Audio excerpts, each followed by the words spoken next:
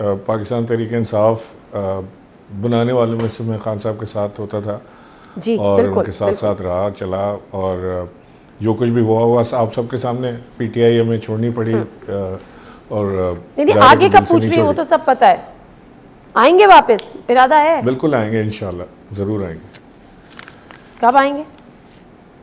अल्लाह जाने, जब जब चीज़ें बेहतर होंगी, देखेंगे मामला किस तरफ जाते हैं, फिर आएंगे जब खान साहब। सर फिर लोग सही ऑब्जेक्शन करते हैं ना कि जब जहाज डूब रहा था तो छलांग लगा दी, अब कह रहे हैं कि जब जहाज दोबारा से तैरेगा फिर आएंगे।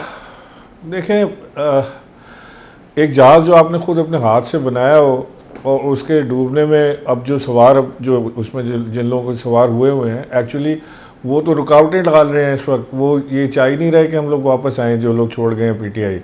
वो उन्होंने तो अभी हमारे साइड की स्टोरी सुनी नहीं, वो तो अपनी तरफ से एक नतीजा अख्ज़ करके बैठे हुए हैं कि जी उन्होंने कोई बड़ा ज़बरदस्त कुर्बानी दे दी है और वो जहाज़ को लेकर चल पड़े हैं, और उनको कुछ समझ इस वक्त नहीं आ रही कि वो इतने बड़े लीडर अचानक से बन गए सारे के सारे।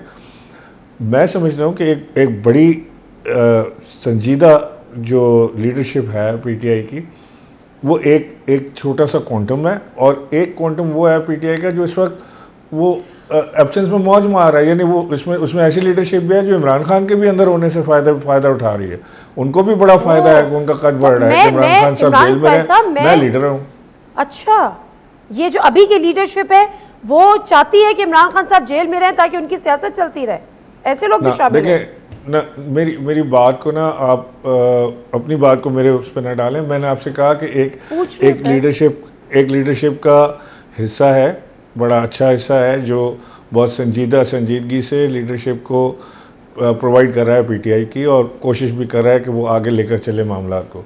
लेकिन इसमें अभी ऐसे लोग भी शामिल हैं लीडरशिप के अंदर, या वो आ गए हैं by virtue of absence of the other leaders, कि जो इस वक्त इंजॉयमेंट कर रहे हैं। उनको सिर्फ यही मज़ा आ रहा है कि जी टॉप लीडरशिप गायब हो गई है, खान साहब जेल में हैं, और वो क्योंकि अब लीडर बन गए, वो टीवी पर जा रहे हैं, वो इधर उधर बातें कर रहे हैं, बयानात दे रहे हैं, चीज़ें कर रहे हैं, और वो इंजॉय कर रहे हैं उसको।